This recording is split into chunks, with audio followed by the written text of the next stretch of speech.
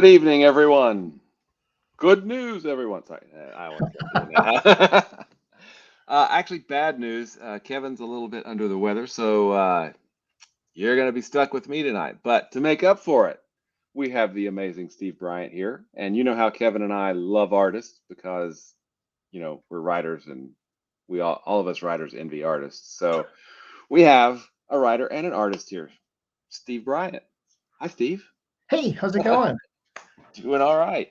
We It's had a it's kind of cool because I was on like way back when you and Kevin were first like talking about this. There was no cool fancy intro. There was no nothing. I think it was us and the Word Bros. Oh, cool. Very So cool. yeah, it was forever ago, like 2 years ago. Yeah, the that whole intro that makes us look way more professional than we actually are. I think you know that. Oh, that my whole career's built on that. Yeah, exactly. Well, so funny story before we get started here. Um, we had the Northwest Arkansas Comic Con here. Well, I live in Fayetteville, but when you get right down to it, Fayetteville, uh, Rogers, Fayetteville, Springdale, Rogers, and Bentonville are kind of all one big Northwest Arkansas city. So it was in Bentonville. It's basically 20, 25 minutes from my house. And don't tell anybody, but I don't think that they knew who I was because they treated me like I was a sort of celebrity. And I was like, that doesn't make any sense. Can't think. Well, maybe they listen to the show. Maybe, I don't know. But they had tape on the floor in front of my table and they had, my picture up. I was like, wow, they really don't know who they're dealing with. So That's pretty cool. How did the show go for you? it went really, really well. It's it's nice to get out and talk to people. I also did a panel on writing comics and then a panel on kickstarting comics, and they were both really well attended. It's it was just a lot of fun to be able to get out and talk to people. I mean, I know we're still pandemic, and I it has been 5 days since the con. I tested, and I'm clear, so yay! I did not Woo! catch anything. The vaccinations work, but it was nice to. I'm sure my con mate next door at the table beside me got tired of hearing the pitch for crossover division or the pitch for Diary of Night. But I mean that's always the way it is. I Yeah. like, by the end of like San Diego Comic Con, I can, pitch my neighbors' books Oh yeah. for them. And I'm sure they can pitch mine for me. So, I think we're all used to that, right? Yeah, and it was nice. I do miss cons. I loved that it was 20 minutes from my house and that there were no table fees, so it That's good. was nice. But we're not here to talk about my enjoyable con experience. We're here to talk about a certain project that might be kicking serious buttocks on Kickstarter right now. What can you give us the 30-second pitch and then we'll dive headlong into it and talk about it in great detail. Sure. So the book is Evie and the Helsings, and the elevator pitch is for centuries, the Van Helsing family has protected humanity from the things that go bump in the night. But the last surviving protector has died, and she only has her daughter left. And her daughter, Evie, just wants to rock. So it's a whole riff on like, well, okay. Originally, this lived on my desktop for years. Um, just the whole way I explained the premise, I had just done when the idea hit me. I did a mock-up logo, and it was the words Van Helsing done in the old Van Halen logo. And in my original pitch, it was Eddie Van Helsing. Um, so that was the whole thing, and then when he passed, obviously that would be in bad taste. Yeah. But I spoke with my friend Don Cardenas, who's just a terrific artist, and he said, "Well, what if you gender swap the lead and make it Evie?" and that just led to a whole thing. So we kind of built it out from there. Okay, I well, I realized mean, you asked for an elevator pitch, and I just gave you the it's all right. encapsulated history. You know how things work around here. We just do things, it's whatever works. Now, you're a pretty darn amazing artist yourself, so I have to ask a question. I mean, Athena Voltaire, I'm a fan, and I'm gonna guilt you into doing a cover for me one of these days. But It would be no beyond guilty. that, I really enjoy. I wrote you like a fan letter after I got that first crossover division. thank you. I appreciate it. Oh, But gladly. what what kind of made you choose to not do both the writing and the art, and work with Don on this one? I am incredibly slow, Ah, and every time I think, oh yeah, I can do this in my downtime, I can't even get through the sentence without laughing. Um, just I'm slow, and Athena Voltaire right now is kind of held up um, because I'm part of a class action lawsuit yep. against Mhm, the publisher Action Lab. mhm. There's like 40 creative teams involved in this, and my contract for the book is up in 2026 anyway. So Mhm. if I have to just run out the clock, I will. But I want to have some Athena stuff ready one That way or makes sense. another. Mhm. So it just made sense to reach out to friends. And in addition to being an excellent artist, Don is just a terrific musician. A guitarist, bassist. He can program the heck out of a drum machine. And yeah, it's Hell, we're after 10. It's okay. hell, man. Okay. But yeah, I mean, he does a great job with it. Um, so downtime. What? Yeah, Yes, I can Shawnee. relate, Yeah, Shawnee. I can totally Yeah, relate. yeah. Shawnee says downtime. What the heck is that? Yeah, I agree, Shawnee, completely. So, awesome. I mean, I know. I was. I feel kind of lucky. We have our group that we chat with a lot. Behind the scenes, and I remember you showing us, the cover, the first cover for Evie, and going, "Hey, I'm gonna be doing this." Like, I mean, it looked beautiful. It is a beautiful book. It's gonna be a lot of fun. I know you've got. You know what? Why don't we take a look at it? Do you want to try to share the screen, or would you like me to share it? If you don't mind, that would be good because I think I'm just afraid everything will go black. Gotcha. Not a problem. All right, I am going to share, and here we go. Cross those fingers, and away we go. Can you see it? I can. All right, I think I'm sharing it. Woohoo! All right, excellent, excellent. So again, that was one of the first images you showed us as your project image, I think, a while back. You are absolutely kicking butt. I mean, that is already, blown past 300 backers, and you still have way more of the campaign to go than you've already got finished. So that's amazing. Congrats, man. Thank you. Well deserved. It it was a real surprise. I think the Athena Voltaire campaigns have been comparable, but I mean Mhm, that's also a book I've been doing for started as a webcomic nearly 20 years ago. So mhm. actually 20 years ago.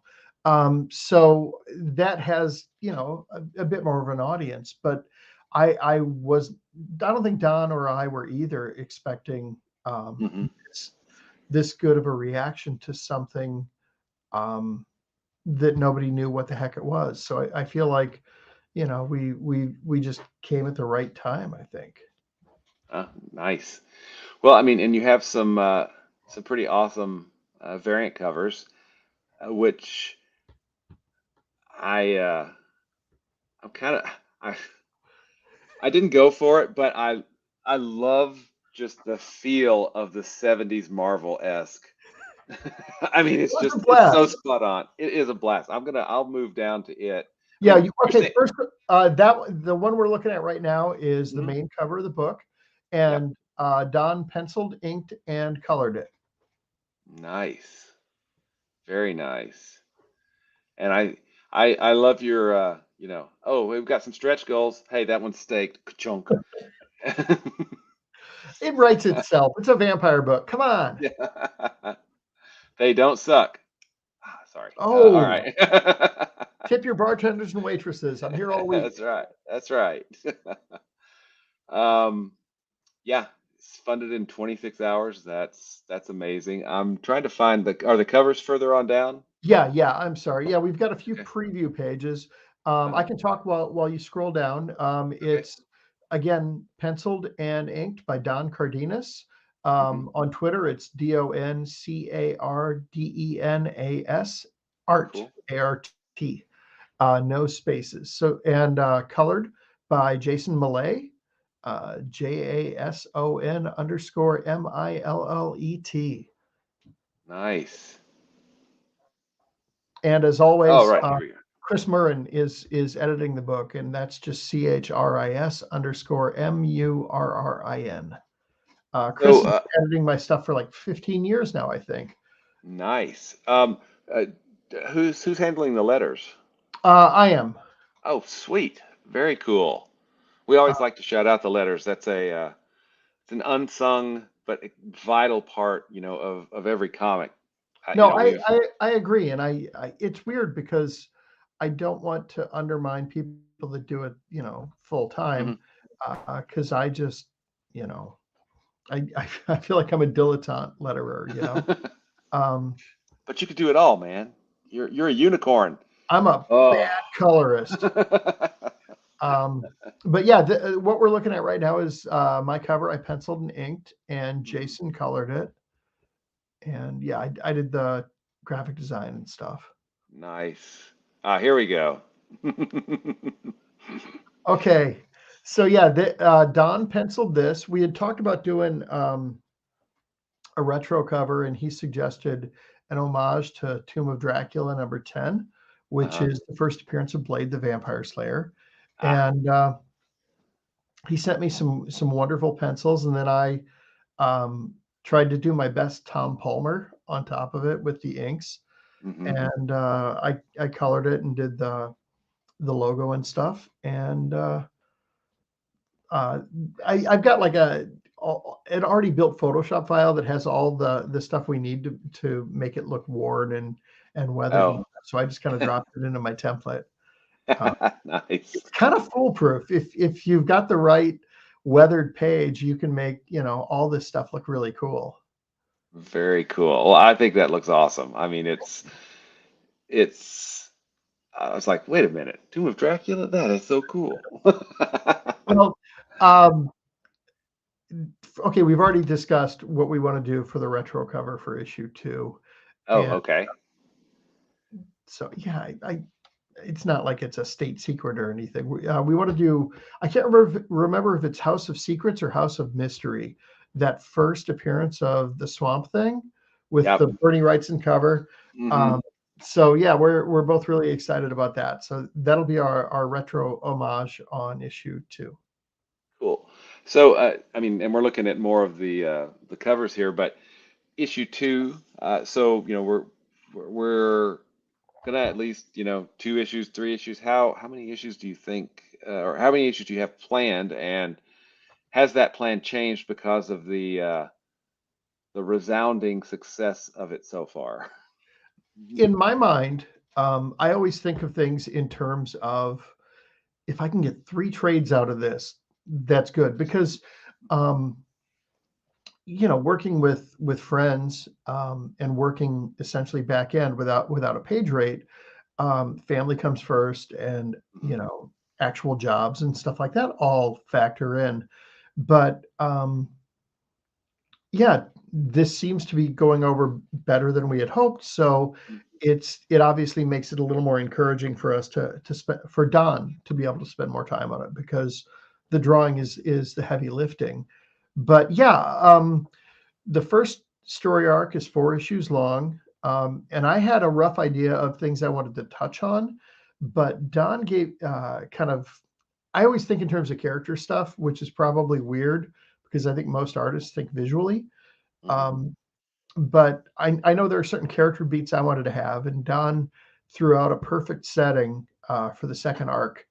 Um, so yeah, like I don't know how long we'll be able to keep up this naming convention, but the first arc is called "They Only Come Out at Night," and it's not the title necessarily of a heavy metal album, but there was an Edgar Winter Group album in the 1970s called "They Only Come Out at Night." It's the one that had the song the instrumental Frankenstein on it. So arc number 2 does take its name from another album. So yeah, Very cool. part of the fun of doing these things, you start to kind of construct all these little Easter eggs, and Don Mhm. throws in so many Easter eggs in the art. It just becomes this fun little thing of trying to see how much we can tie it all together. Hmm. And this is the cover E, it looks like. Yeah, now that's the one that'll be printed on metallic silver Hmm. cardstock, so it'll be Oh, shiny. nice. I've never done Shiny. a metal cover, so I'm crazy excited about this. Well, you know what? I'll let you know my experience because I've got metal covers being printed right now for Crossover Division 4, Oh, excellent. and I'm gonna I've never done them either, so we're gonna find out how it works. Oh, and sorry, I've missed some comments over here. Oh, Shawnee said that she's got to say that your intro video made her laugh, so yes. Don did all the humor. I'm the painfully earnest person, and then Don is the hilarious one. Oh, and just because now, Shawnee, you know, I love a good pun, so thank you. She says all the covers look great, but this one E struck a chord, bravo, with me, so that's the one I went with. It was I loved doing that picture, and Jason sent back just some gorgeous colors on it. Mhm, Oh, and I need to point out again, talking about all the little things that tie together. mhm. The shirt she's wearing, the No Bozos shirt, is a reference to there were a bunch of promo pictures of Eddie Van Halen, I think around the time of like Van Halen 2, where he was wearing a No Bozos shirt. So kind of having that on the cover is a So reference to the to the original original idea. origins, yeah. Yeah. Nice. I'm like the only person that probably, got it, but that's okay. Well, now lots, more people get it There as you go. well. All right, and this looks like oh, this is the box set cover. Okay, Yeah, cool. yeah. So we decided for the box set to do a separate cover for it. And instead of it's a nod to the Ozzy Osbourne Blizzard of Oz album, and we call it the Blizzard of Evie I box. see. Nice. So yeah, again, it's goofiness that builds on top of goofiness. It's a shame. It really is a shame that you guys aren't having any fun at all doing this. It's so sad. But I mean, isn't that the fun of working with friends on Oh stuff? yeah. I'm stupid lucky, and I know it. Mhm.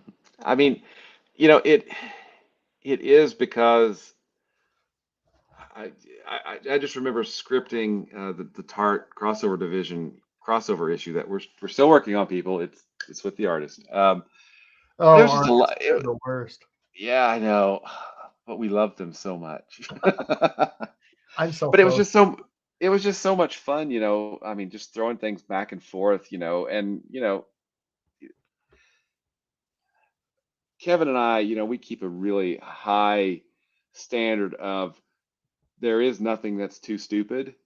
So, maybe that's too low a standard. I don't know, but it was just, I mean, it was a lot of fun, trying to just, well, what, when you're writing for yourself, it's like, okay, well, I know what I need to get done.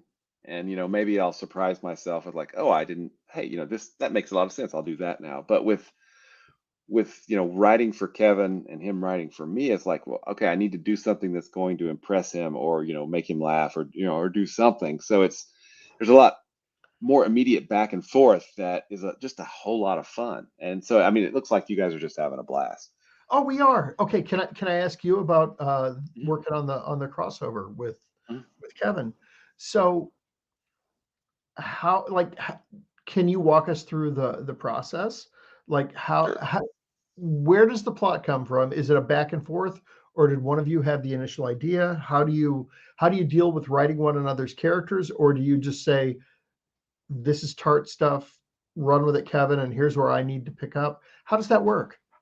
Well, it was strange because I probably nobody else does it the way that we do it, but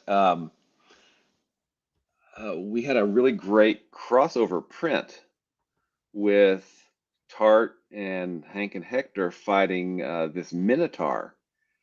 That was done by it was colored by Ryan Kroboth, and crap, who did the I can't remember the artist's name. I'm so sorry. I'll look it up in a second. Um, Okay, but Mister, we love artists. we do, but No, I'm there's only kidding. so much space up here. I kid because I love. But we got to looking at that. This could be something that we could do. And so we kind of came up together with, like, hey, here's a Google Doc of kind of the, well, we should probably have this happen, and we should probably have this happen, and let's maybe do something unexpected here. And then what we did is, we basically said, Kevin, he started with the first 3 or 4 pages, and we write really differently. His is a lot more freeform. I have a pretty standard script format that I religiously, cling to, for my sanity. And so he would do 3 or 4 pages, and then I would do 4 pages, 3 or 4 pages, or five, and then he would do 3 or 4 or 5, and we just kind of backed and forth. And he was like, I think Hank or Hector should say this here or this here, and okay, cool, and I was like, okay, I think Tart should say this here, but we always, for me, it was, one, I want the words that I put in Tart's mouth to actually sound like Tart, right? Right. I want to try to get her voice. And, you know, if Kevin said it was good, then I was like, yes, I did it, right, cool. And Kevin was like, would they say this? Did they say that? What do you think? And he would, he really did a great job of, nailing Hank's voice, nailing Hector's voice. And then, we just went back and forth. And then we had James Powell, James. Yeah, yeah.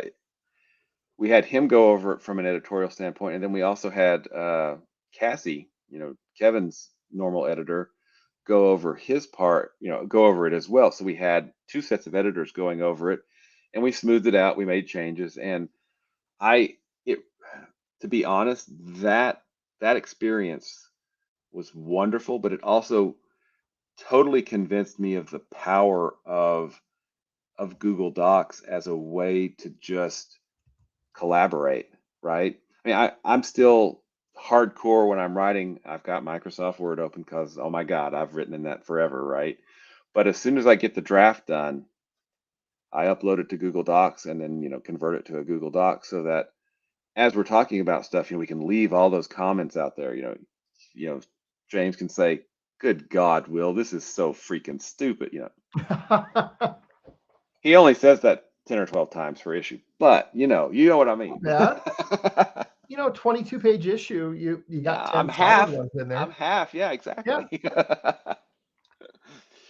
But yeah, and so that's from a writer's standpoint. So we've got a script now that we've given to an artist. But I'm curious how it works for you, because so as a writer, I like to think that I have a fairly visual imagination, right? Yeah. But when I give a script to an artist, without fail, it's going to come back with things that I never considered, never thought of, and look much better than anything I could have imagined. So how does that work for you as an artist? You know, are you working full script? Are you doing Marvel method? How do you and Don work together? Um, it's the same way that I worked with Ishmael Canales on a book Oh, called The on the Catch, catch. Hmm. and Mark Stegbauer on our all ages book Ghoul Scouts. Um, and uh, I generally, um, it's full script, but for the action sequences, I'll kind of talk about what happens on the first page. You know, Hmm. they turn the corner and there are zombies, and then Hmm. literally, you know, the hard return that it says as many panels as you want, them fighting the zombies. And for like 2 or 3 or 4 pages or whatever, it'll just say more zombie fighting, you know, Ah, as many panels okay. as you want. And then the last page of the fight, it's yeah, it'll be like third to the last, second to the last, and last panel on the page. And there will be descriptions on like just where you need to end up. And then we move Okay, back to the cool. story. Um, and it's weird. I part of like leaving action sequences open, I think came from um, when I was first doing samples. I was lucky enough that a friend of mine put me in touch with Mark Schultz, Oh, the wow. writer artist of Xenozoic Tales. And Mark Mm. has been not just a big influence on me, but I consider him a mentor. I don't think Mark even knows how important he's been to my growth. But like he sent me a script from a Predator series he wrote that Gene Colan drew called Hell and High Oh, Water. And wow. Mark's scripts, like he never talks about staging, he never talks about camera angle, he never talks about any of that. He just says what's necessary. And he said that leaves it open for the artist to stage it in the way that they're most comfortable with. And Mhm. that stayed with me. And the other thing that I think has kind of affected the way that I write stuff like this is when before I did comics, I worked as an illustrator, and I did a ton of stuff for tabletop role playing games.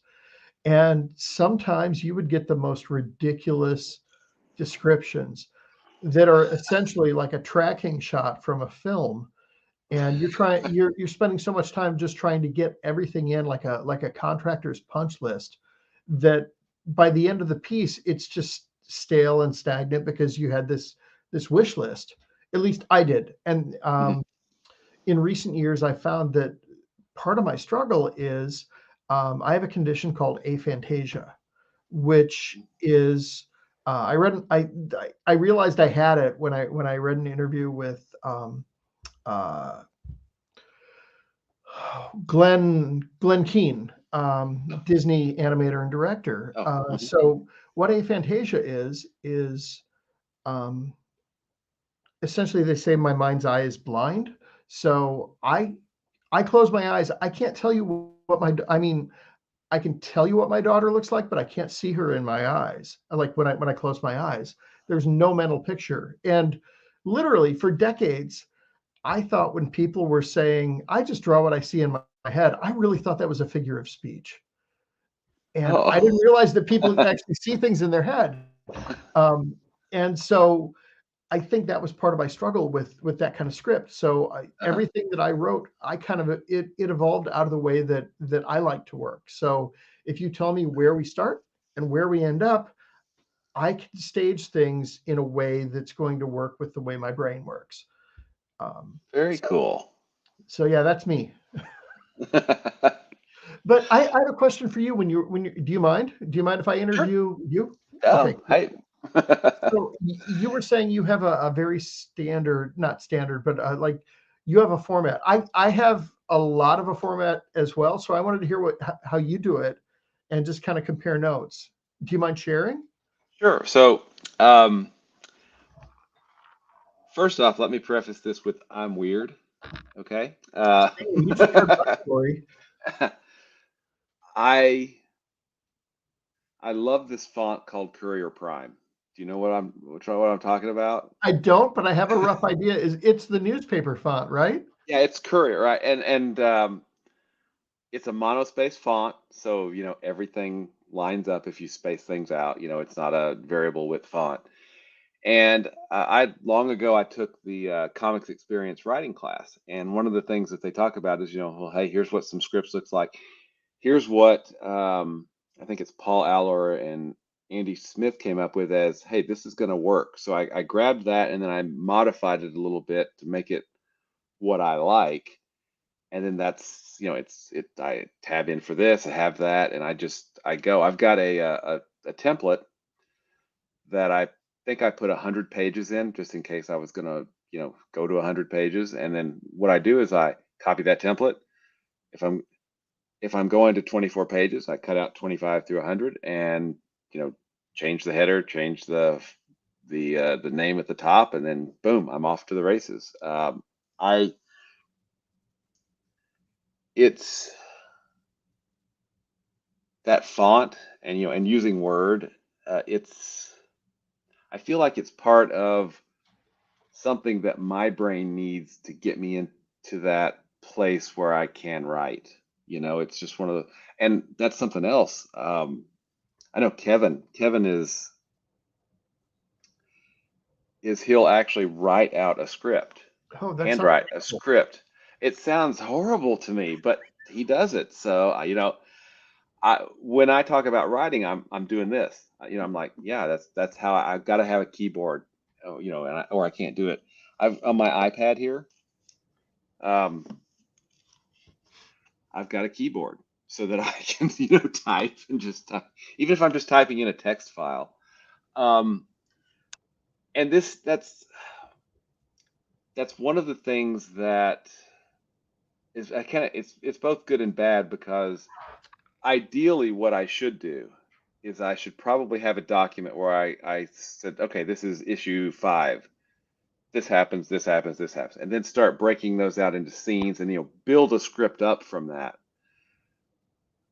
But I'm like, okay, I feel like I know these characters and I know the plot, so I know I'm also kind of a structure geek. I I feel like if you don't have structure, then you it's hard to know. It's hard to get somewhere if you don't know how you're going to get there, right? Right. So that structure, provides that. And I'm kind of in awe a little bit of Charlie Stickney because you look at the first issue of White Ash, I'll just do 48 pages for a first issue, whatever. Oh, the next one will just make it 52, or like, uh-uh, I need my structure. I need it. So I mean it's basically, and one of the things that I learned, because when I did the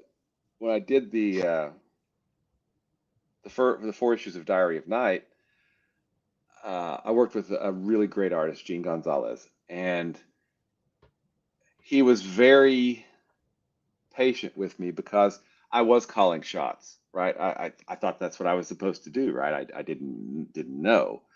Um, After taking that class at Comics Experience, it really made me rethink that, okay, look, all the artist needs are the basics. Here are the characters, here's their state of mind, here's the environment done. Let them, because while I might have an average or a little bit better than average, visual sense, you know, artists, to borrow a really great metaphor, turn that up to 11, right? You can always quote Spinal Tap with me. Yeah, nice. So there's something I think really comforting about, I know what the font is, I know the application, it's Word, I've got my keyboard, and I know I have time to then do the things that I need to do. So that's kind of, it helps me get into that space, I guess. No, that's How about cool. Oh, what? how about you? Well, it's funny because again, maybe it's my graphic design background as well. But when you mentioned like having the comfort of the page template and Hmm. font, yeah. I think, gosh, it's been over 10 years at least. Fred Van Lente had posted Hmm. um, a like his template for Hmm. free to use, and I downloaded it, and yeah, all my scripts are in Verdana, and I use the Fred Van Lente uh, template, and then generally I tend to when I'm breaking the issue, I tend to just write what happens on that page. Page one, Hmm. blah, blah, blah, blah. Page two, blah, blah, blah, blah. And I scroll through and have a 22-page document with like one sentence on each page, and then I just Hmm. flesh it out. And I generally tend, opening sequences are always 3, 5, or 7 pages long, so it ends on a spread. Hmm. And same with closing sequences. So I Gotcha. always think in terms of the spread. And I don't know if that's like graphic design background or thinking in terms of the spread followed by the page turn. So there's Hmm. always the reveal on the left-hand side. But Yeah. I'm I hate to I know that sounds really formulaic, and I hope it doesn't come off as, contrived, but it's really comforting to me to kind of have that rhythm in place. And I can generally look and go, yeah, this should take 2 pages, this should take four, or whatever. Well, and that's interesting because I can't remember, I was reading something about like Joss Whedon's was it Astonishing X-Men, whatever he was working on, at Marvel. And you could see how he took, you know, the episodic structure of TV. You have the 3-minute intro and then the Right. commercial bump, and just really kind of transferred that into his comic scripts, because you'd have these, you'd have the same structure, Right. so that's interesting. That's really very interesting. So you've talked about Mark Schultz. You've talked about Athena Voltaire. You talked about the Catch. We've got Evie. Um, is there anything else you're working on right now, or stuff that you want to go back to potentially? I mean, the Catch was a lot of fun. That's a great book, and of course, I Thank love Athena Voltaire.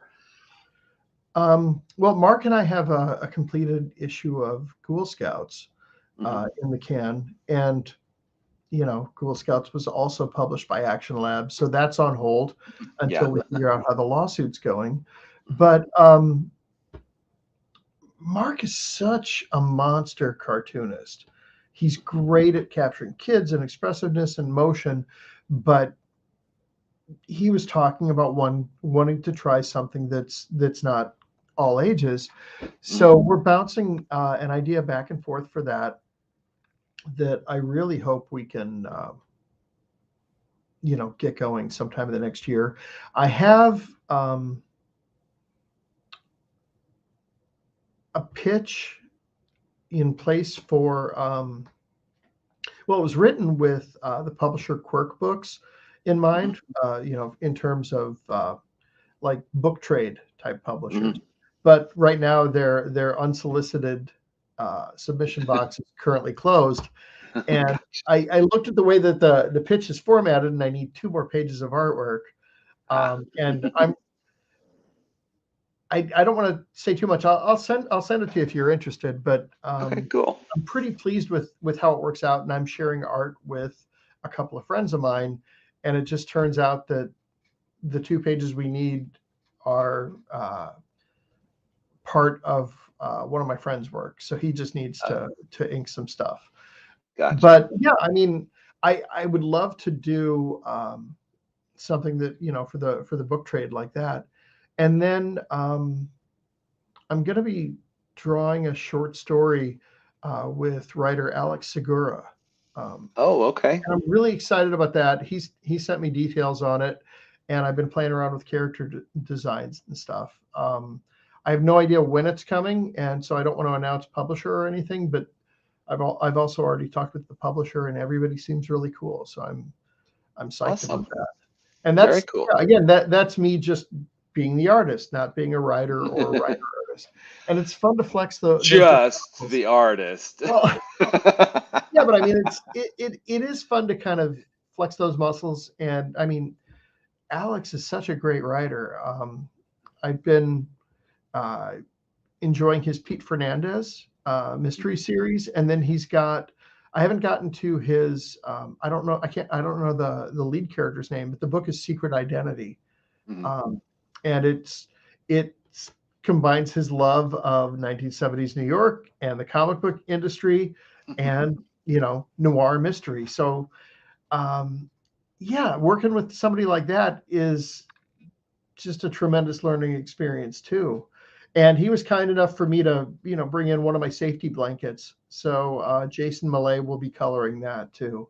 Very It's really cool. helpful, like if I can like work with friends, even when I'm working with someone new, just because it's like, okay, if I really screw up this artwork, Jason will cover it for me. So So for that, will you be doing pencils and inks? yeah, yeah.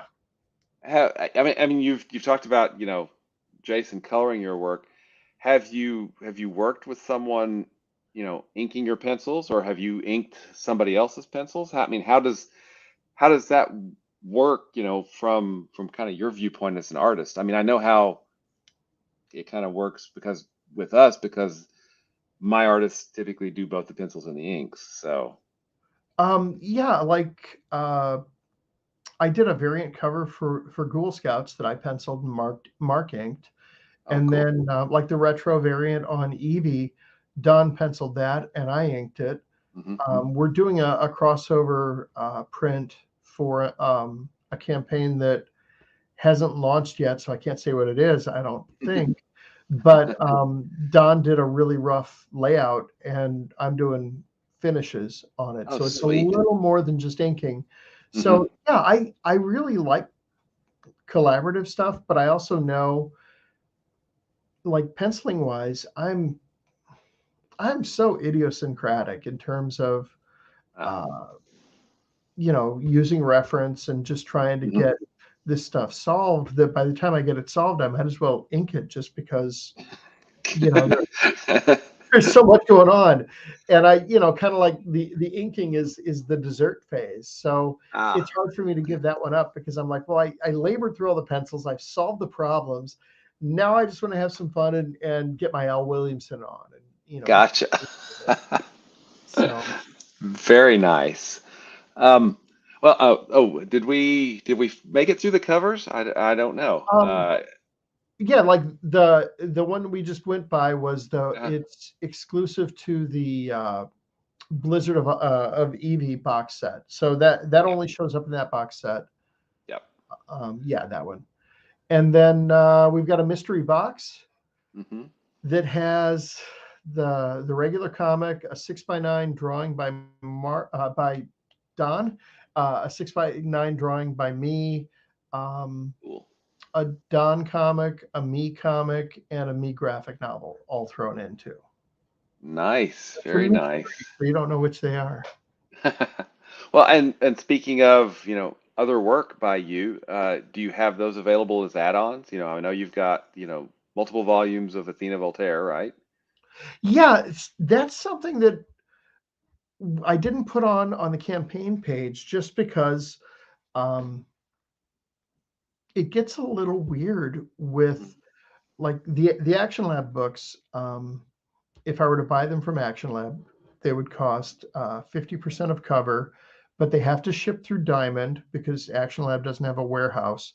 So I would have to pay all the Diamond fees for them to pack it, and Diamond only ships FedEx.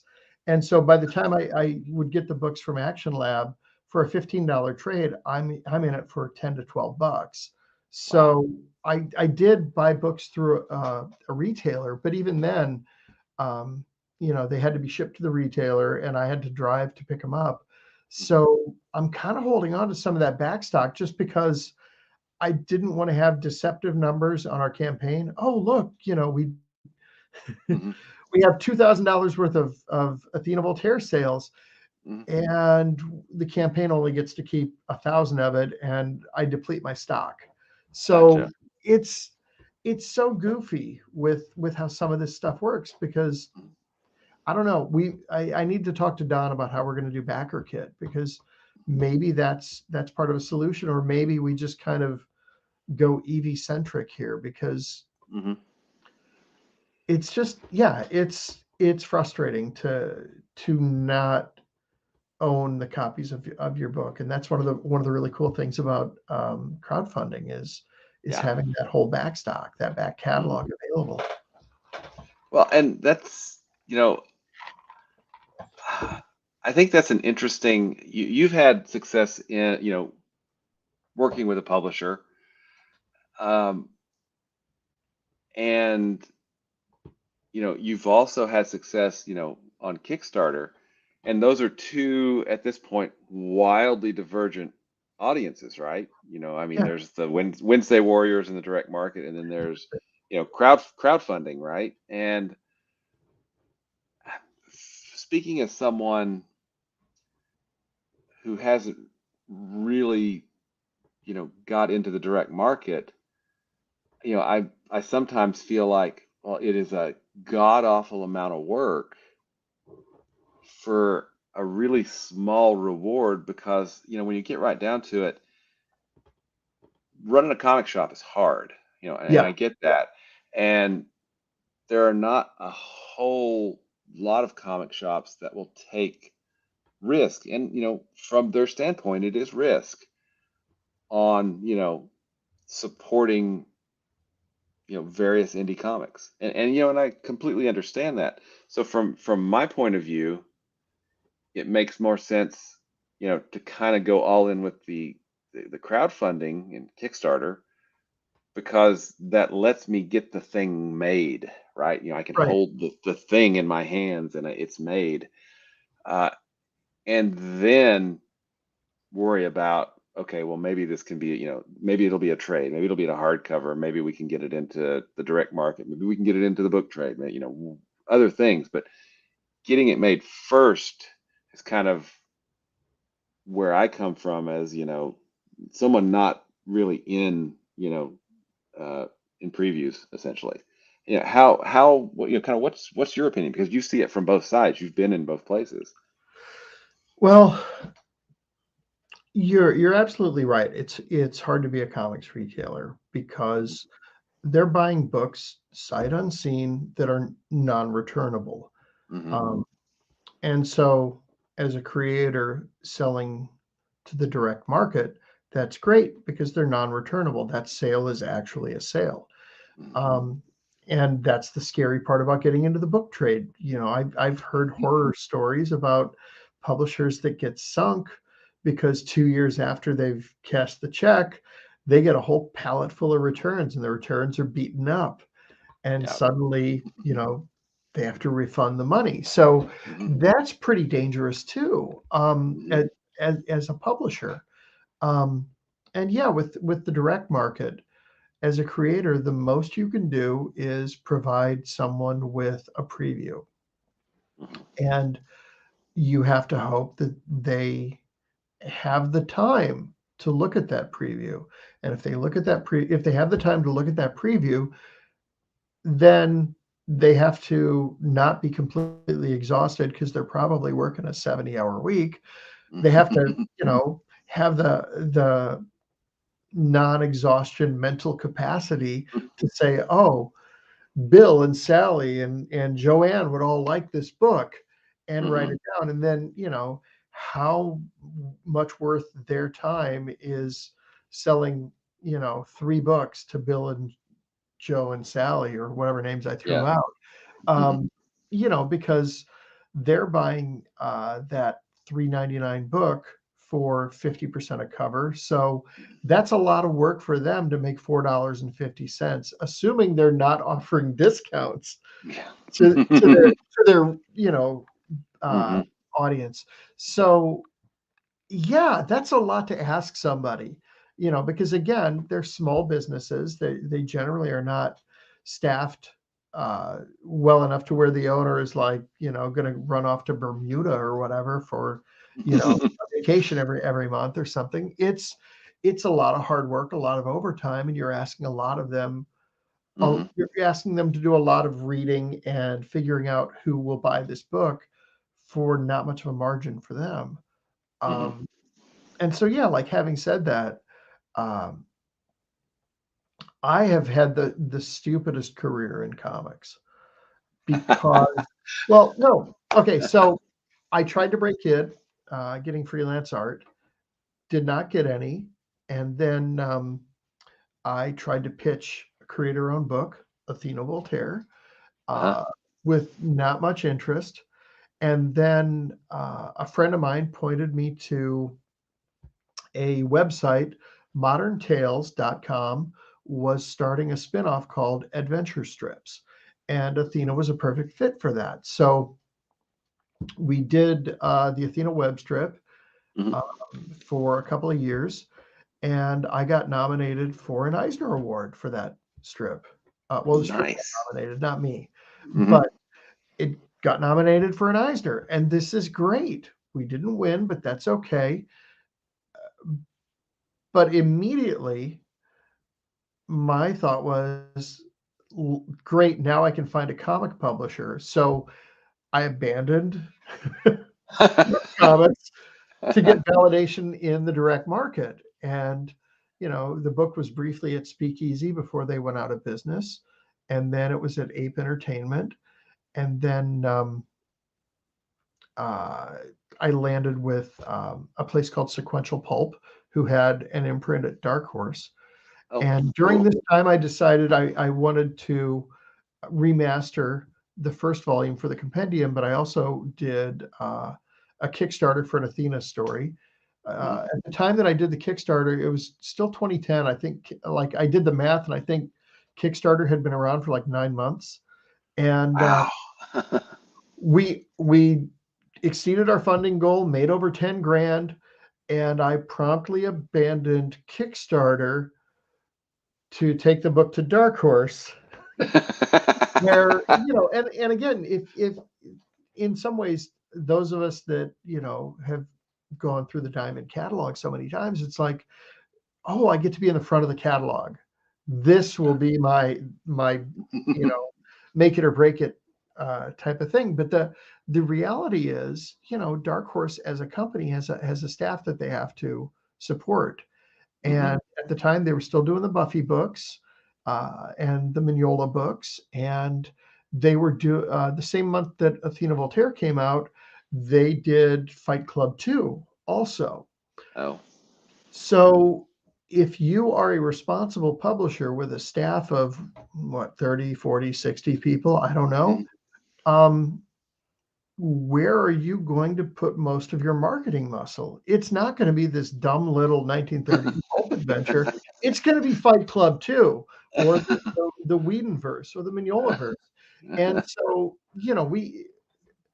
it didn't do poorly. It didn't do great in sales. And then Michael Hudson, uh, who was the guy that ran Sequential Pulp, um, it's really weird. He wrote me and said, "Well, I'm having some health issues, and I'm going to check into the hospital." And within 2 weeks, he had died Um, from cancer. So the imprint went away. So I'm making all these jokes prior to this, but this is the really horrible mhm. thing.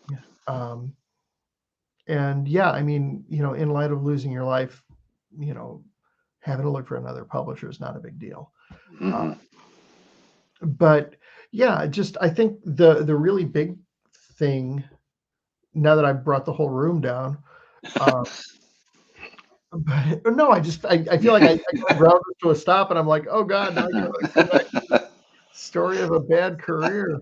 But like the lesson that I've kind of learned looking at all of this has been that the pull of the direct market is really strong, because in a lot of our minds, um, there's a legitimacy you get by seeing your book in a comic Yep. shop.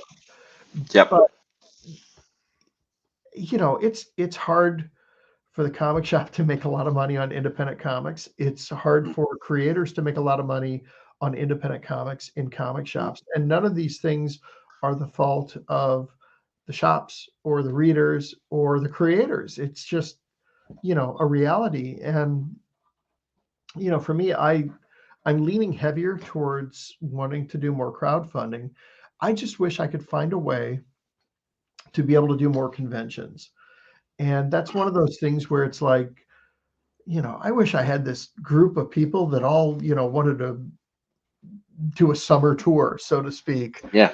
But, I try to get my friends on board, but, a lot of them don't have the time. And, I'm lucky now because I've got a new job where I'm teaching at a university. So I have the summer off. So if I can find a way to get the convention part to increase, crowdfunding gets even better. So Nice. Very nice. boy, I just ramble. You need to reel me in, No, this is awesome. I mean, it's one of the things that because I I know my approach and my experiences. So it's great hearing yours as both a writer and an artist and someone who's had a foot in crowdfunding and a foot in the direct market and another foot probably in other places. And I don't know how that's going to go over as a metaphor, but we'll just go with it, okay? 3 feet. 3 feet. um, well, let's jump back into Evie and the Helsings. I I have to say I'm a little annoyed with you, Steve. Okay. Every time I say the title, I want to say Evie and the Von Helsings. And it's Oh, just my brain. It's just my brain. It's not you. It's just my brain. So well, and again, Don's the one that suggested the gender swap and actually came up with the new name because, ah, again, my original idea was just calling it Van Helsing with the Van Halen logo. hmm So Don came up with a much more clever name than I did. yeah.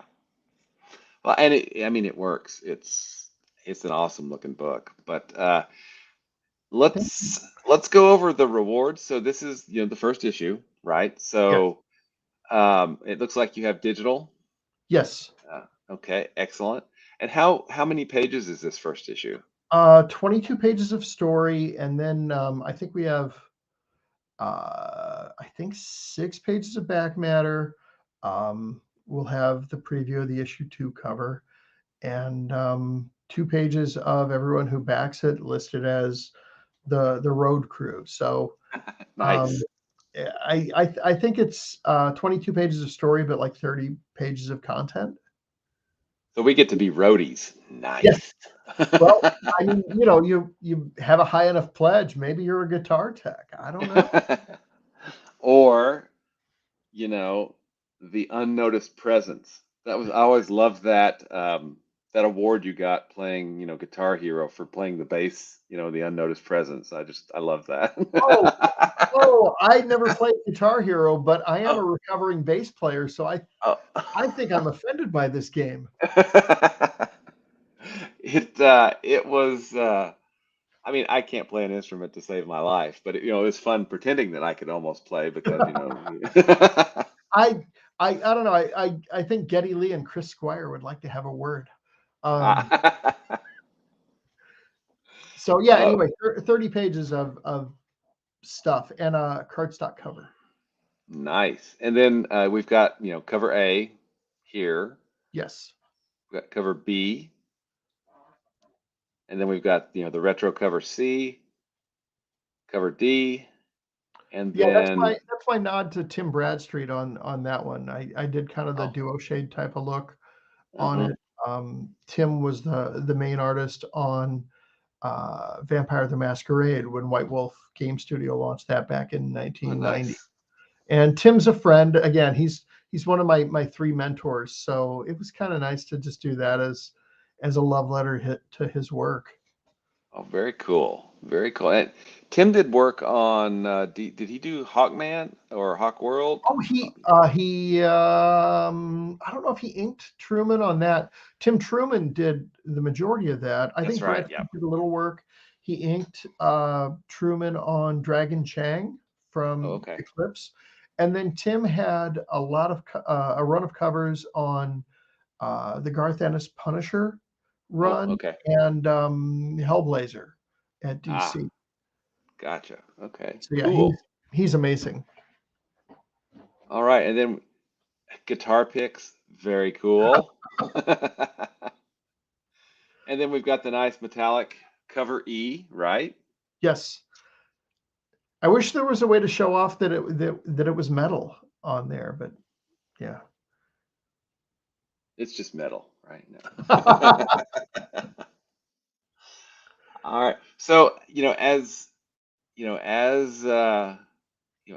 one of the creators of the book, is there a hey, there's a picture of Blade. Is there one particular um, pledge level that you're like, that's pretty darn cool. I think most people would like this, or is there one that kind of stands out in your mind that you're like, I, or one that darn Don, I had to wrestle him to put this one in, or something like that. Well, I think the weirdest thing for me is just I don't think Don or I were either expecting to sell so many of the Blizzard of Eevee box set. Um, in the past, I think I've sold like 10 box sets for the Athena Voltaire stuff and maybe 7 for the catch. Hmm. Maybe 3 or 4 mystery boxes. But I think we've sold like over 20 of the Wow. Blizzard set. And again, I don't know what it is. I don't know if like the Kickstarter audience is getting um, just more I don't want to say conditioned, but they're looking because more people are doing box sets. Hmm. Um, you know, they're that's becoming a bigger thing for people to buy. Um, I think we all ripped off Tyler James on the box set because I think Comics Tribe did it for was it Wailing Blade? I I think think in my so. mind that's the first comic that did Hmm. a box set. I could be wrong, Oh but yeah, if it weren't for Tyler, there would be no collected diary, no crossover division. I mean, yeah, the man he casts a very long shadow. yes, and very wise with it. But yeah, Yes. so to your question, yeah, the box set has been the probably the biggest surprise for me, just because this is a series that no one's familiar with, but we have people that are excited by the idea and are you know going all in. So we just have to make sure we don't screw up the book. I think it's in good hands. I really do. Thank you. Um, so, tell you what, I'm gonna flip this. I'm gonna stop sharing that, Okay. and I'm gonna put the link back on the screen here. Okay. If I can figure out how to do that. See, I get weirded out. I see Ah, myself oh, there it is. I see myself on yep. screen and I'm looking at us on the screen instead of looking up at my camera. So That's what I do too. Yeah. I always feel like I look cross-eyed or something when I'm looking down here. So Well, you mentioned that you're teaching. yes. Um, are you teaching comics, sequential art? I mean, what is that? Yeah, One of the actually I things? am. No, Awesome. wait, tit for tat, quid pro quo, Clarice. Sorry, I stumbled over that. Now, you've been teaching longer than I have. What do you teach? And then I'll continue. Well, from about 2011 to probably 2018, I was an English professor. I've kind of stepped back just because day job plus night job plus comics was too much. Understandable. So I've pulled back from teaching for now. Although to be honest, I miss it. I really do. It's so much. It's invigorating. It's exhausting, but it's so much fun, to just teach. So basically, it was you know, this is your English 101 class for, a junior college. But the suckers, the suckers let me teach a comics class once every other semester or so. And it was awesome. But And it it was, filled up really quickly, I bet.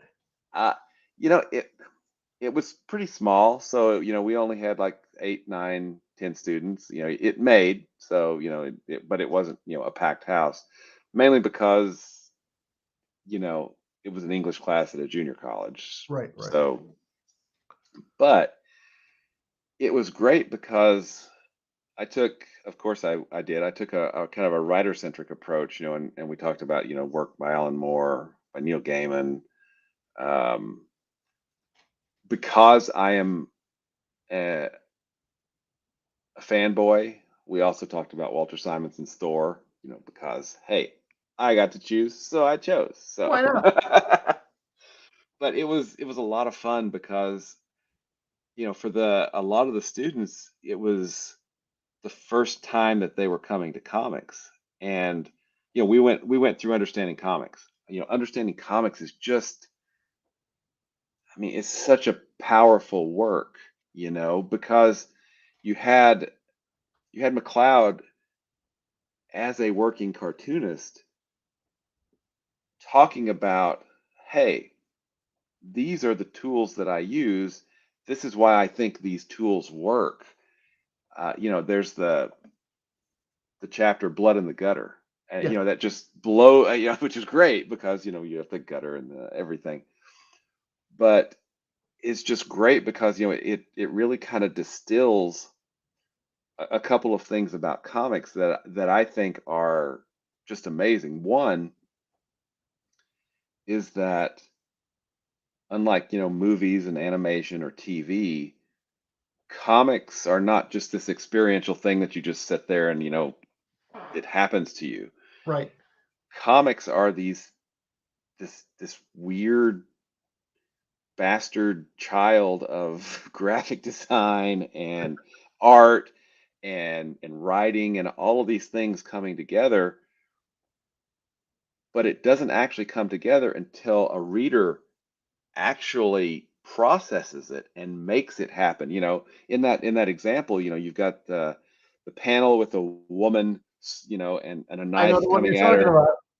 and then in the next panel, there's a scream from a distant shot, and the point is, as the writer or as the artist, we didn't kill that lady.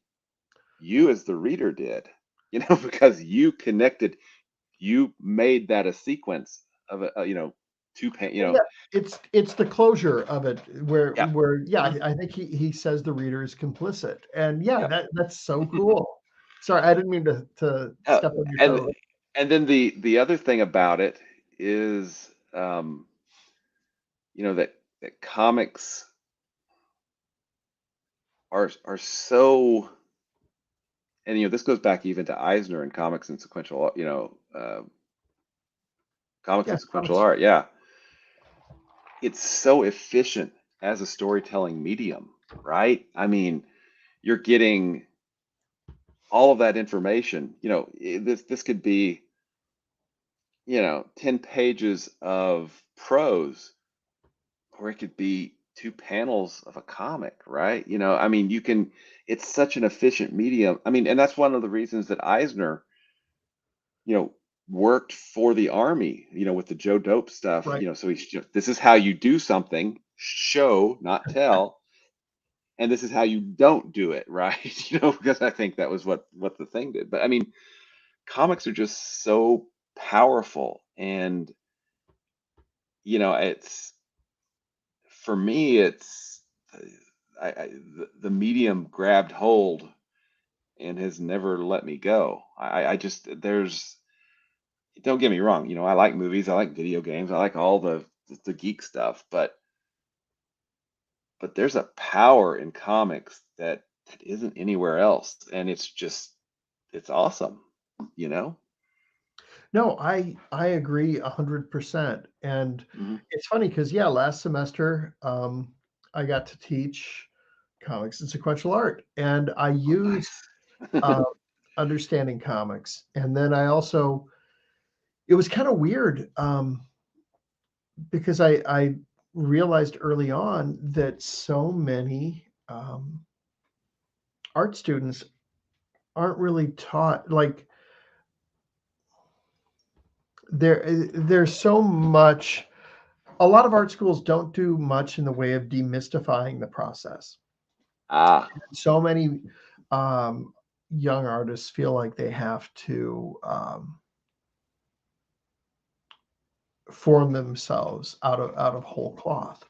Hmm. And I realized as I'm setting up the lectures that I think like before I even started on the McLeod stuff, the introductory lecture dealt with emulation and looking at various artists and their process and their progress as they're incorporating other styles. Because you can look at the growth of a lot of artists. I feel like you could cut Butch Geis in half like a tree and count the rings, and you can go like working outward. Oh, there's John Buscema, and there's Gene Colan, and there's Jim Steranko, and Uh-huh. there's Milton Caniff and Joe Kubert. And by the time you get to the end, and I'm not saying any of those influences diminish Butch Hmm. Geis's work. I just think it's fascinating to see them incorporated in there. Or you look at the progress of Ryan Sook, where he was doing those Yeah. Buffyverse things, and he was very Mignola-like. And Oh, then yeah. you start to see kind of a Frank Cho or Adam Hughes influence coming Oh, in, yeah. Hmm. and maybe a little J.H. Williams III and stuff like that. And just showing them that you don't have to create a style out of thin air. And also, just because you have something that you determine as your style does not mean that you can't expand on it further. And you should always be, putting more things in the hopper. Um, and it the whole lecture took kind of like a side quest talking about the tradition in academic art of doing master studies and stuff like that, where I think to this day the Louvre and other museums will open themselves for like one day a month for students to just come in with an easel or a sketchbook or whatever Wow, that's and cool. do master studies. And I think so much of that's been lost in American art education, just because the pursuit of like started with the impressionist to the post-impressionist and into the abstract expressionist, where there's this pursuit of concept and pure form and foregoing a narrative component to it entirely. And I know I realize I just scored 100 on the pretentious meter for that, but I just kind of breaking them down and saying, here's a video of Neil Adams telling you to trace. Yeah. And I feel like that's a good course correction. And then then we dove into the McLeod book and we Uh, broke it down. Um, a lot more lectures than I was anticipating, but yeah, getting through the majority of the McLeod book. And again, there were so many things where it was like, you should read this on your own if you're interested in pursuing comics, because when he's laying it out as mhm. a pyramid and the intersection of all Oh, these, yeah. Yeah. I was like, I think this is too heady for them at this stage. So I kind of glossed over some of that. Um, and then yeah, after that we talked a little bit about establishing shots and stuff like that. Mhm. And they started the class. I gave them just a very simple one-page script that had no staging directions, mostly dialogue, and you could read it as a breakup, or you could read it as um, pirates pushing someone overboard, you know, that kind of thing, or a mob hit. And there Yeah. were really interesting interpretations on how they could bend it, and that kind of launched us in. And then we did a 2-page story and a second 2-page story, and we ended with a 6-pager. Oh, And it nice. was really fun to just watch everyone kind of grow with this. Um, Well, that's really, really cool. Kind of jumping back. First off, I'm just as pretentious because my wife is a graphic designer by day. That's her day job, and her her degree is in art, but is in photography. So one of the things that she kind of bumped into that I'm wondering if you've experienced is the fine art versus commercial art. There is no in between. You're one or the other, right? well, okay, so I only started teaching recently because I only went back to school recently. I graduated high school in 1983, so old. Um, and I'm old okay, too. and when I graduated, talking to college recruiters and stuff like that, um, I would say the kind of art that I wanted to do, which was comics and fantasy illustration, science fiction illustration. And the response was always, "Oh, that's commercial art. You want to major in graphic design." And I took a graphic design course at the community college where I was, doing my Mhm. first 2 years. And again, this is 1984, 1985. It's pre-desktop publishing. So the entire class is paste up with a waxer and a T-square and Oh, wow. cutting ruby lith and amber lith.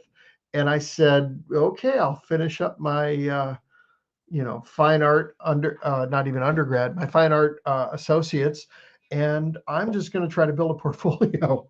Because yeah, that whole level of, no, if you want to be in the fine art program, you can't draw spaceships or dudes with swords or whatever.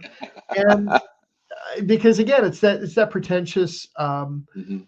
whole quest for form and stuff like that. And you would hear, even back then, professors, describing illustration as cheesy or corny or trite. See, And that goes back thousands of years. That's the finest of fine art, right. and I, Well, yeah, I I mean, it's funny because I wish I could take credit for this, but I read this on James Gurney's blog. James Gurney, of course, is the writer artist that gave us the Dinotopia series.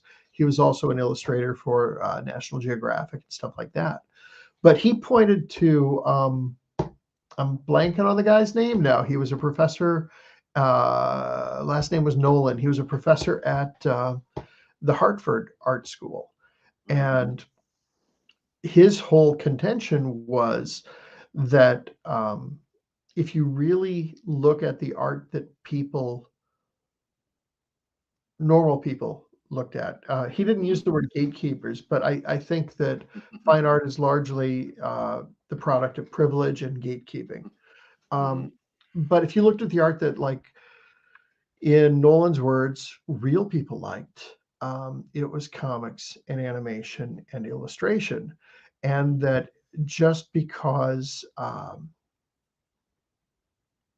that people used to get their art fix from going to the salon or going to the museum, but Mhm. um, the whole technological innovations of like printing and stuff like that brought all this stuff into people's homes.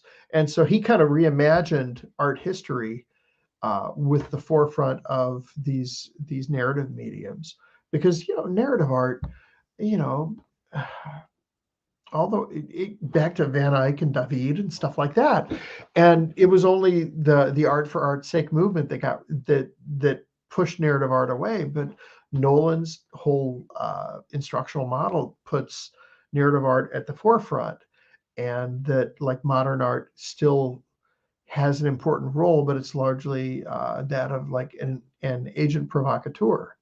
And I Yeah. think that's pretty accurate. And if you look at um, if you consider that art has a responsibility to um, introduce cultural change, I think if you look at the popular arts, as San Diego Comic-Con calls them, the popular arts, um, that's where you see more cultural change.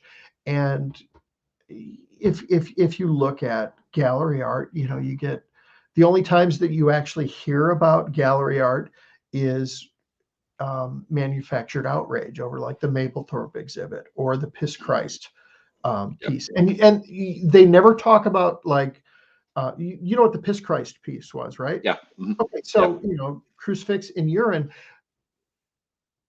Of course, all the outraged newspaper articles talked about it in terms of it being sacrilegious, but it was not a comment on Christ. It was a comment on the commercialization of Christianity. And Hmm. again, they missed that point because they just want to sell the outrage. So Exactly.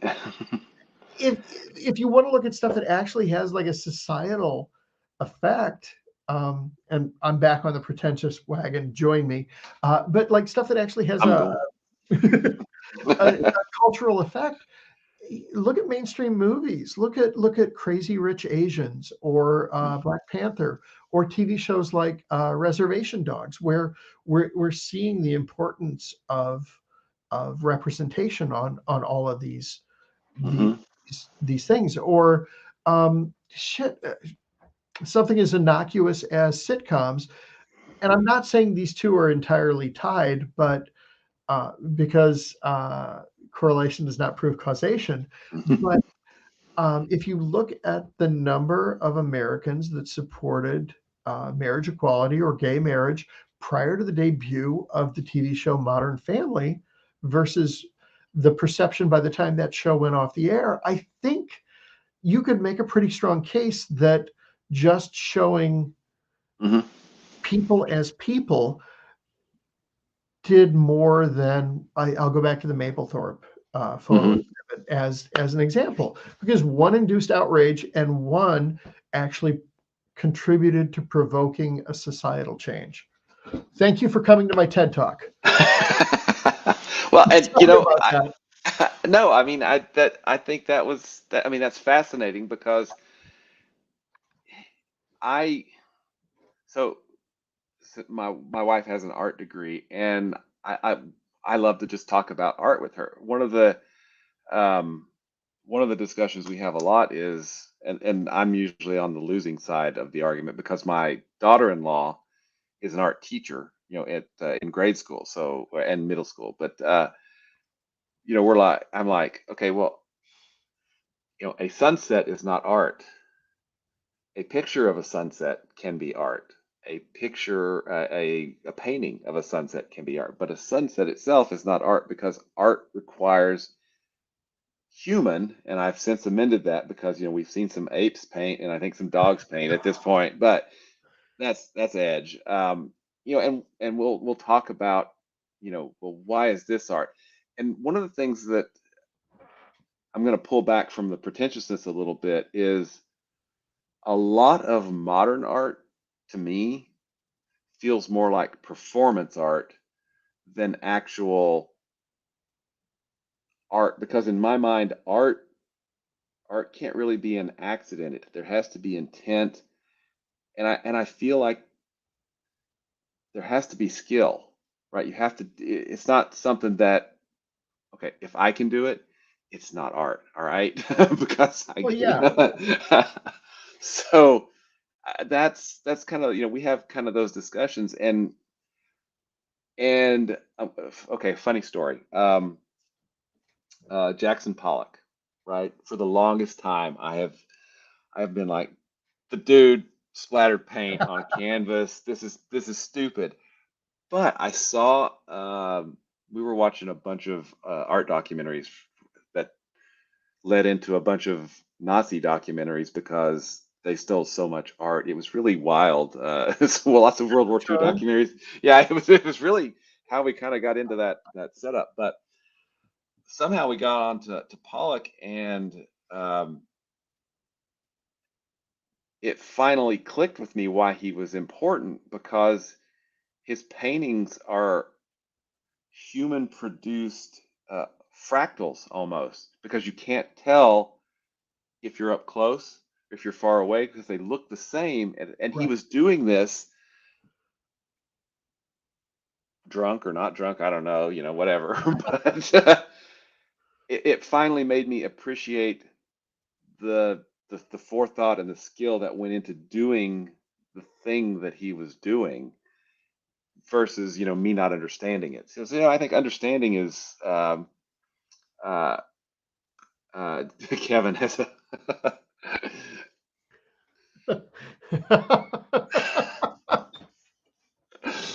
go get some rest, Kevin. We love you, man. um, so I mean that's you know I love art and I love talking about art. One of my dreams is to eventually. So let me back this up a second. My wife got to spend a month in Florence for her undergraduate degree. She did a study abroad for a month. I'm not bitter about it or anything. And then my son spent 2 weeks in near Pompeii and around Italy as part of the study abroad that they did. Who has not been to Italy? I have not been to Italy, and I desperately want to go because you know it's this birthplace of this Western,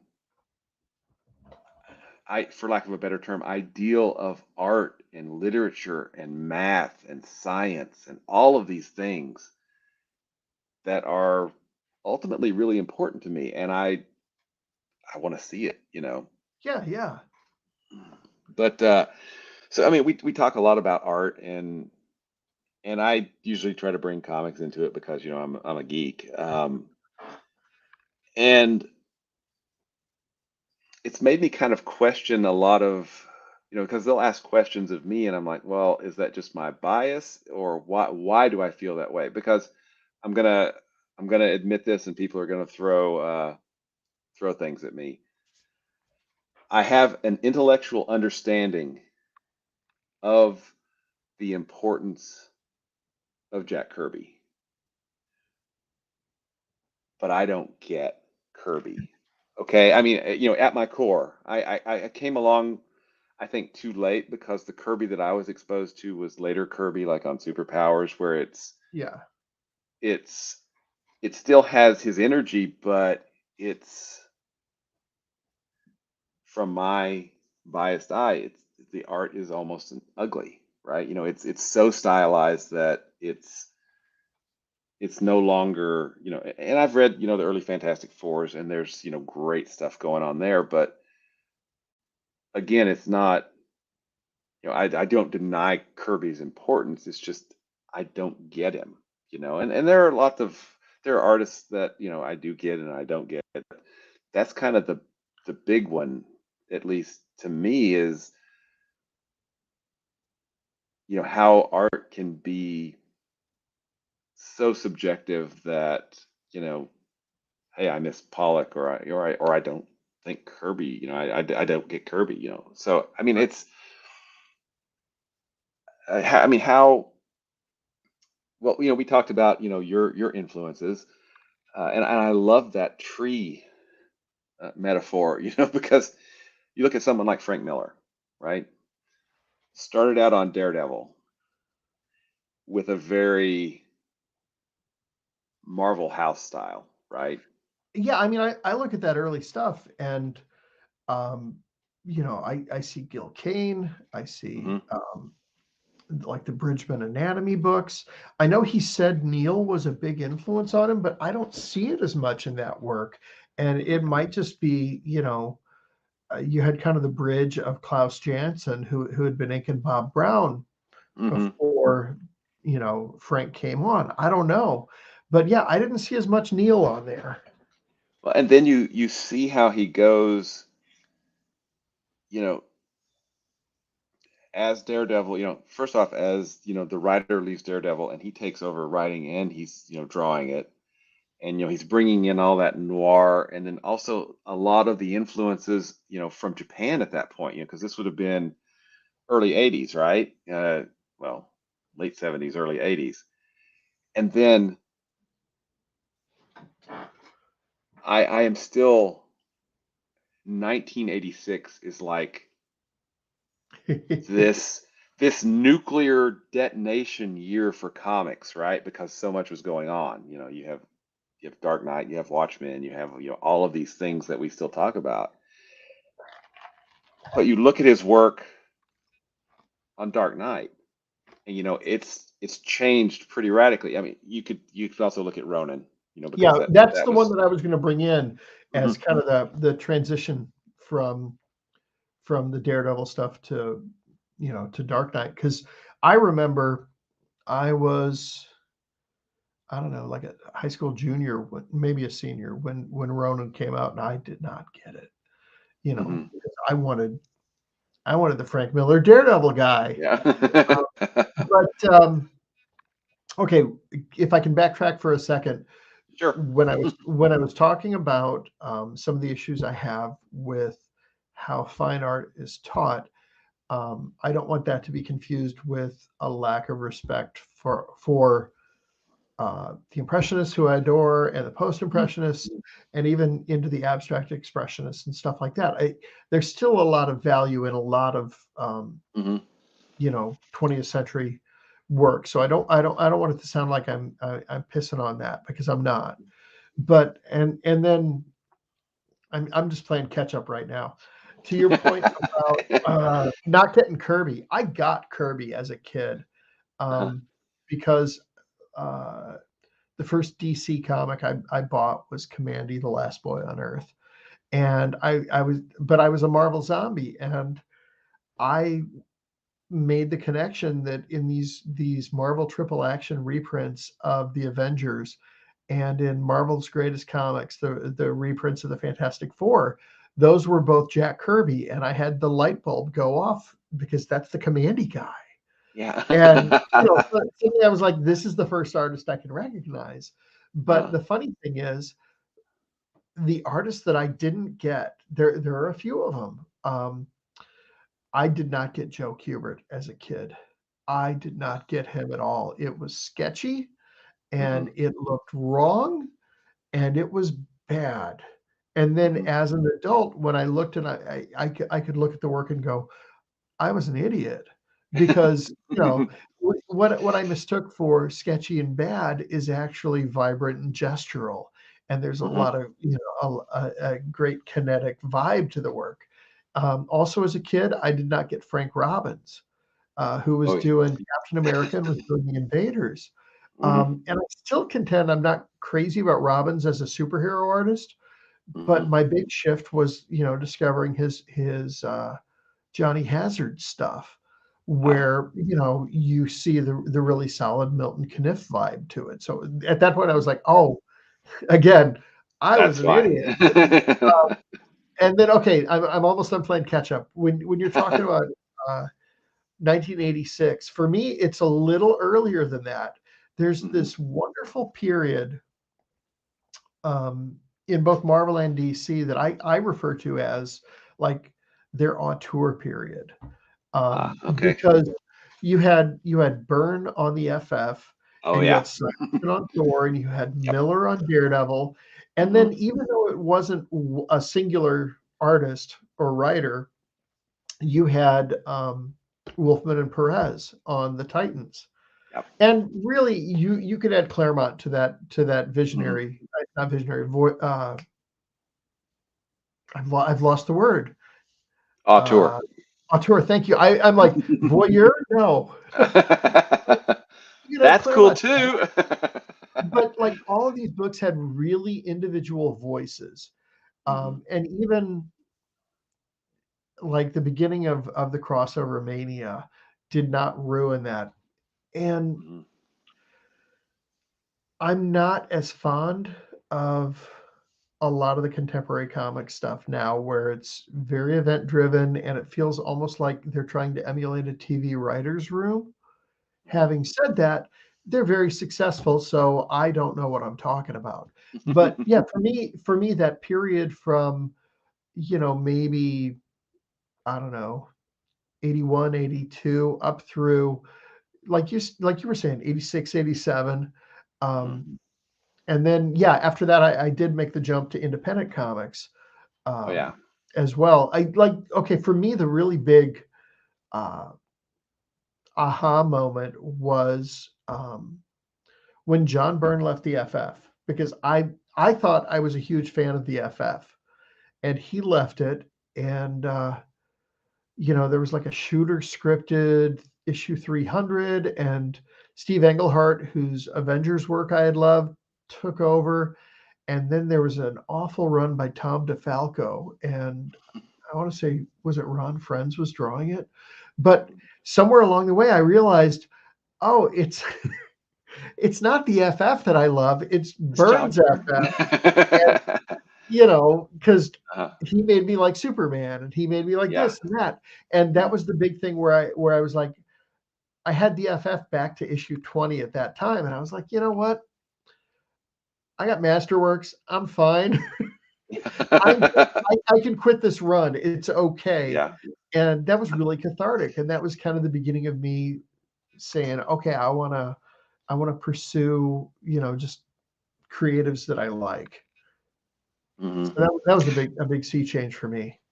So for me, I think one of the first comics I sort of remember is an issue of Green Lantern, but I think Grell was doing the art. But then I was also reading the the Roger Stern, John Buscema Avengers.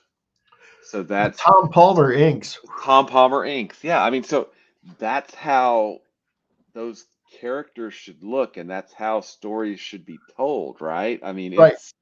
it's from a it's not I don't really have artist DNA, but that those artists are imprinted on my DNA, and that's how I approach visual storytelling. So, hey, how's it going, um, Joey? Hi, Joey. It's just so, and and you're right. We had the boom in independent comics. Around that time, you have like Dark Horse spun up. Well, that was a little bit later, but they had Legend. They had John Byrne. They had Mike Mignola. They had Frank Miller with Sin City, which is jumping back to that. That's even a further Right. you know evolution of his style. Well, and they had my favorite Art Adams thing of all Oh yeah. time, which is Monkey Man and O'Brien, which Hmm. I still want him to go back to. Uh, but yeah, oh, I loved the Legend stuff. Hmm. Um, but yeah, like some of the early independent comics, like uh, Eclipse doing Star Hmm. Slayer, and First doing John Sable freelance. And, Hmm. of course, I can't not talk about The Yes, Rocketeer because exactly. I'm glad you brought that up because that's I a am a big one. super fan Um, too. and yeah, Steve Root on Nexus, Mhm. all of that stuff was, oh my gosh, the Hernandez brothers on Love and Rockets. It's like that was the thing for me, 86 was not just like what I think Dark Knight and Watchmen both kind of opened my eyes, and I started Mhm. looking at some of these other things, and yeah, being introduced to those independent books, um, particularly Stevens on The Rocketeer and Root on Nexus and Jaime Hernandez on Love and Rockets was just Well, that was something for me. there's such singular visions. I Yeah, mean, The Rocketeer is, I mean, Dave Stevens, poured out blood and sweat and tears and his soul onto the page for The Rocketeer, and what we got is amazing. And it's sad that we don't have more because, he's not with us. Right. But, it's kind of, you know, there's nothing better than flipping through some quarter boxes and finding one of his covers. You're like, I can't not buy. I have 3 copies of that. I'm buying it again. Well, yeah, like sorry, I took a drink and now I've got ice in my mouth. The third issue of the Rocketeer Adventure magazine, which was that's the last story that he did. The third issue after Kamiko had declared bankruptcy, and he had to put it in the drawer while Andrew Rev was saying Kamiko owned all this stuff. Once that got solved and issue 3 came out through Dark Horse, I have multiple copies of that book, and they're all beat to crap because until the remastered version of that came out, that third issue in my mind was the most beautiful comic book ever made. Not just the artwork, but just the way that he colored that issue, and it lived on my desk for years. Yeah, I've got a few of those kind of books where on my drafting table it was just there, and that was the cool thing when like artist editions came out through IDW, because those to me were like the Rosetta Stone on line weights and all these other things. You could look and say, well, I have an 11 by 17 sheet of paper here, and I get to look at this 11 by 17 book, and I'm inking too small. My line needs to be heavier, and that was the coolest thing in the world to start figuring out. And I still ink too small, but at least I was starting to put it together, and that was such a great tool. Yeah, and I just love the art so much. I've got the Dave Stevens artist edition in the drawer behind me here, or the shelf behind me. Getting the Simonson. Yeah, I see it. I see the Simonson. The Walt Simonson Thors. There's the Mike Mignola Hellboy. And that's actually someone that I remember seeing his art on like a cover of Alpha Flight. This is a long time ago, and going, oh my God, that is so ugly. Right. And of course later, God, I was an idiot. Yes, I'm an idiot.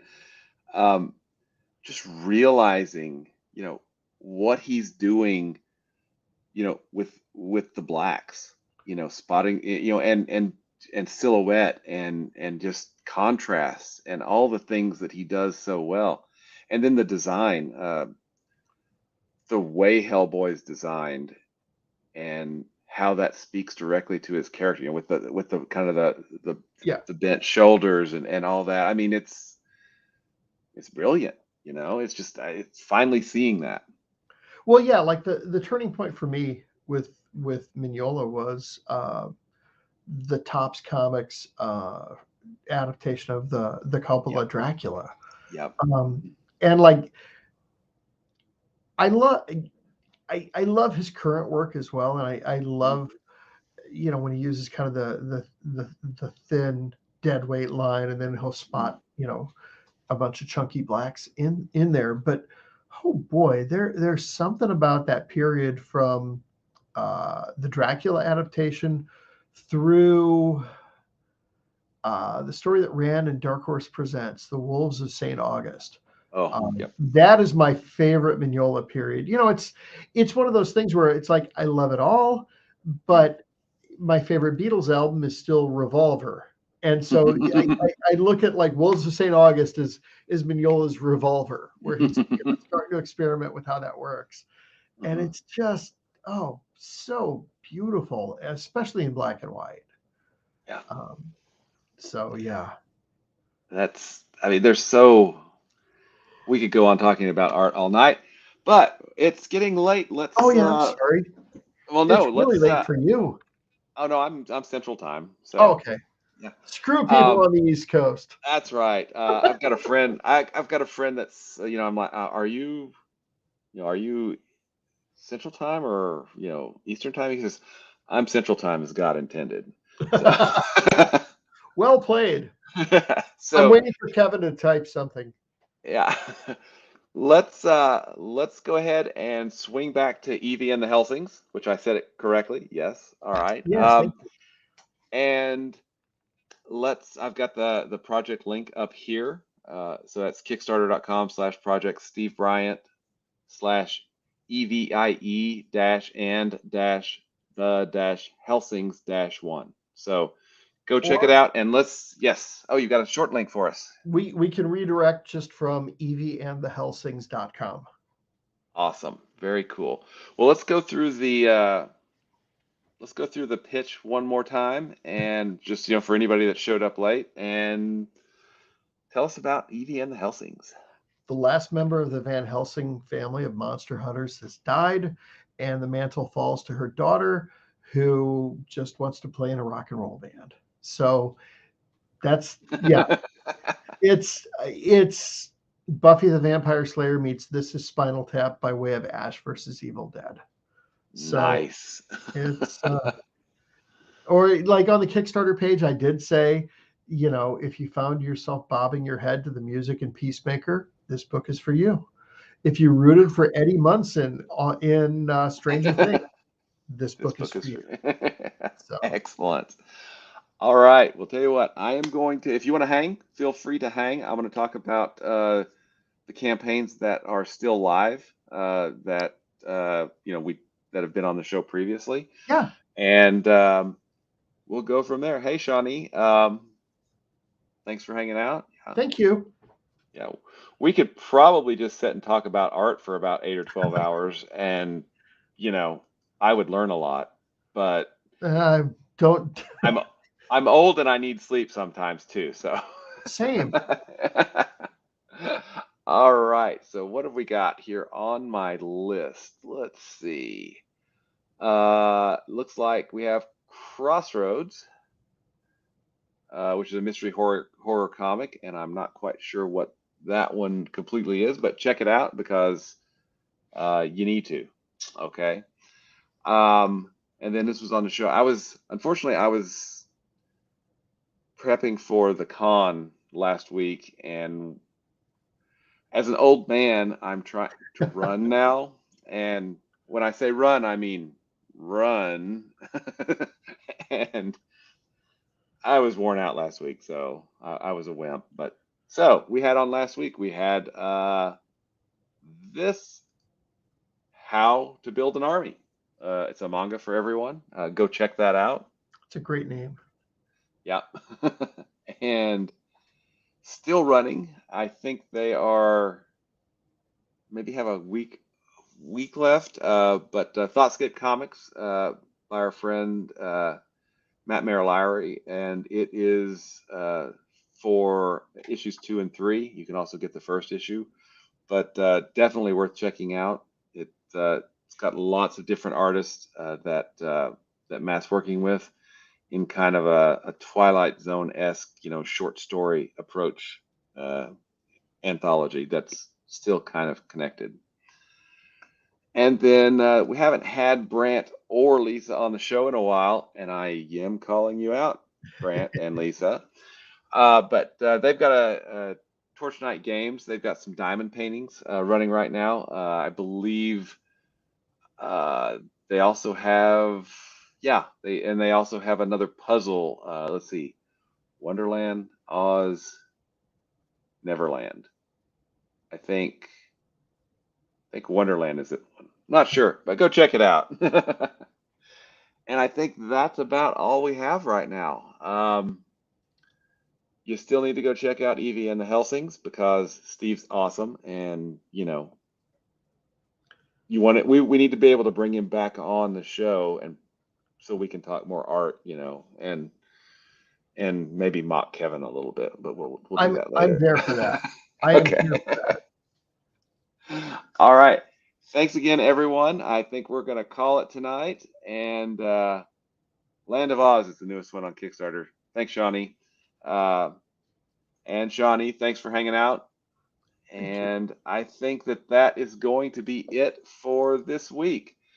Thanks again, everyone, and go back, Evie and the Helsings. Thank you for having me. We'll see you later. Good night, everyone.